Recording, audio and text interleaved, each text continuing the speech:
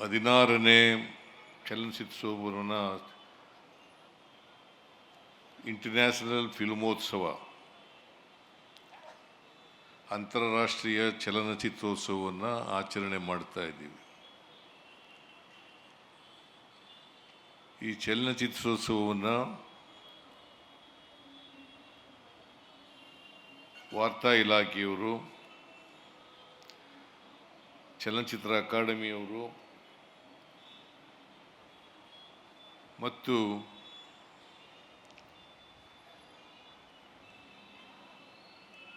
ಚಲನಚಿತ್ರ ವಾಣಿಜ್ಯೋದ್ಯಮ ಇವರೆಲ್ಲರೂ ಸೇರಿ ಇದನ್ನು ಸಂಯೋಜನೆ ಮಾಡಿದ್ದಾರೆ. ಅವರೆಲ್ಲರಿಗೂ ಕೂಡ ಈ ಸಂದರ್ಭದಲ್ಲಿ ಧನ್ಯವಾದಗಳನ್ನು ಹೇಳಲಿಕ್ಕೆ ಬಯಸ್ತಾ ಇದ್ದೇನೆ.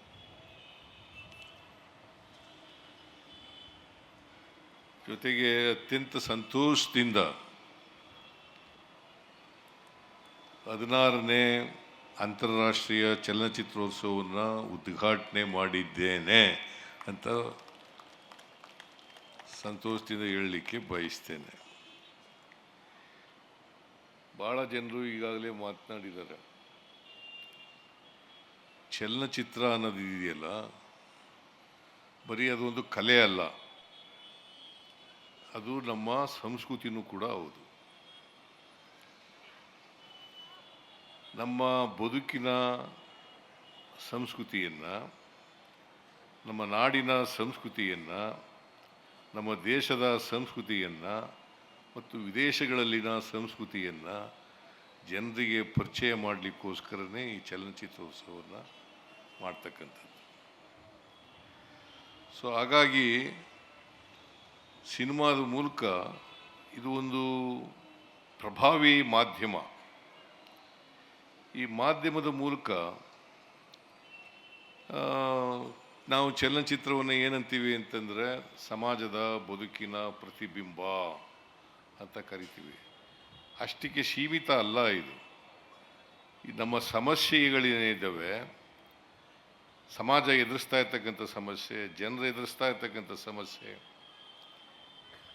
ಈ ಸಮಸ್ಯೆಗಳ ಆಳ ಮತ್ತು ಮೂಲವನ್ನು ಜನರಿಗೆ ತಿಳಿಸ್ತಕ್ಕಂಥ ಕೆಲಸವನ್ನು ಮಾಡಬೇಕು.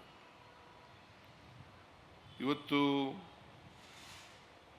ಮನುಷ್ಯರಲ್ಲಿ ಅಸಂತೋಷ, ಅಸಮಾಧಾನ ಇದೆ ಅಂತಕ್ಕಂಥದ್ದನ್ನು ನಾವು ನೋಡಲಿಕ್ಕೆ ಸಾಧ್ಯ. ಕಾರಣ ಯಾಕಪ್ಪ ಅಂತಂದರೆ,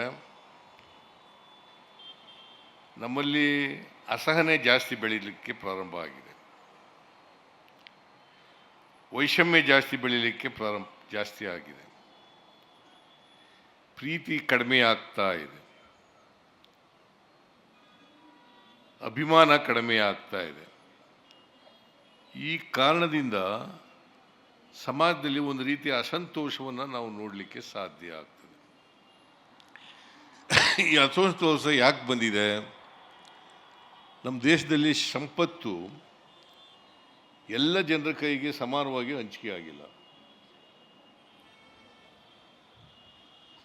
ಇವತ್ತು ಏನಾಗಿದೆ, ದೇಶದಲ್ಲಿ ಒಂದು ಲೆಕ್ಕಾಚಾರದ ಪ್ರಕಾರ, ನಮಗಿರೋ ಇನ್ಫಾರ್ಮೇಷನ್ ಪ್ರಕಾರ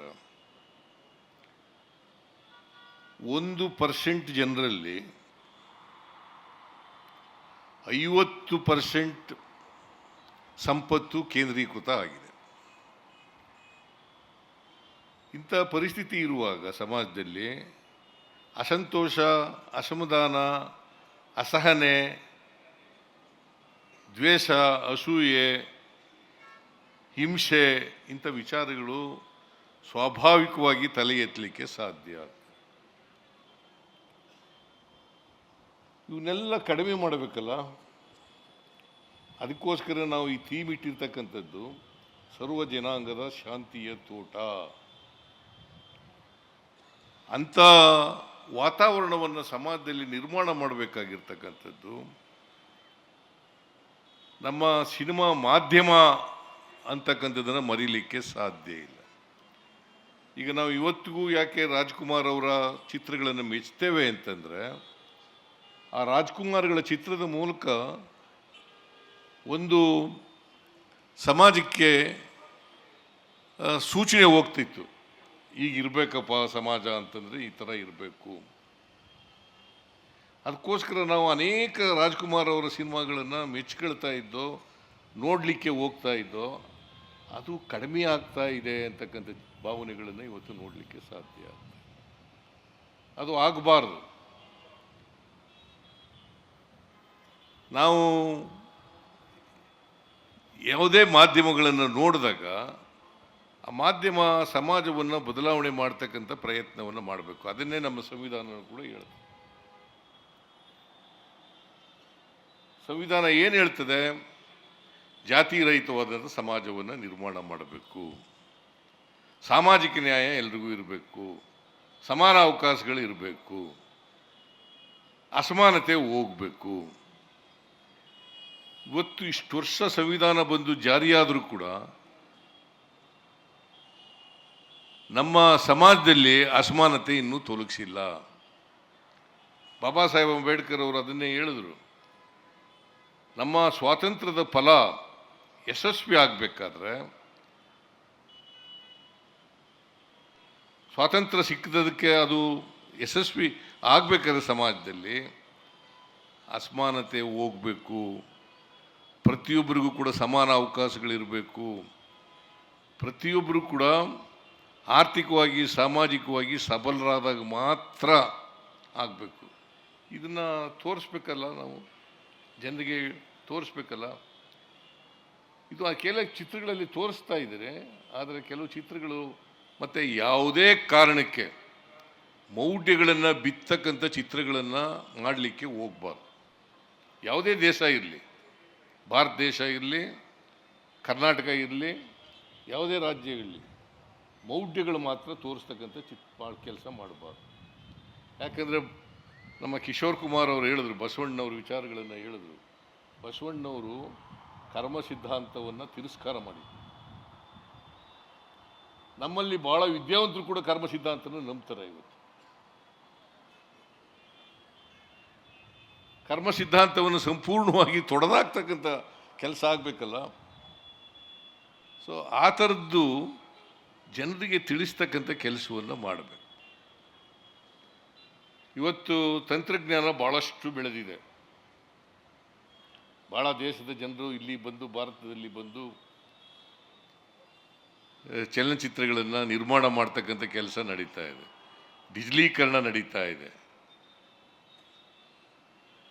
ಆಮೇಲೆ ಆರ್ಟಿಫಿಷಿಯಲ್ ಇಂಟೆಲಿಜೆನ್ಸ್ ಇದು ಪ್ರಾರಂಭ ಆಗಿದೆ. ಇದನ್ನೆಲ್ಲ, ಈ ತಂತ್ರಜ್ಞಾನ ಎಲ್ಲ ಬಳಸ್ಕೋಬೇಕಲ್ವಾ.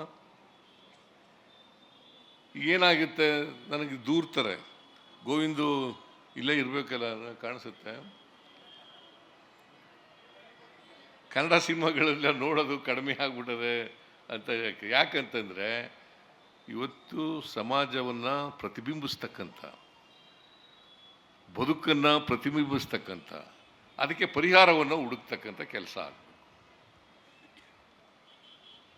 ಇದಾದಾಗ ಮಾತ್ರ ಚಲನಚಿತ್ರಗಳು ಬೆಳೀಲಿಕ್ಕೆ, ಭದ್ರವಾಗಿ ಕಾಲೂರಲಿಕ್ಕೆ, ಅಭಿವೃದ್ಧಿ ಆಗಲಿಕ್ಕೆ, ಮುಂದಿನ ದಿನಗಳಲ್ಲಿ ಕೂಡ ಭವಿಷ್ಯವನ್ನು ಕಾಣಲಿಕ್ಕೆ ಸಾಧ್ಯ.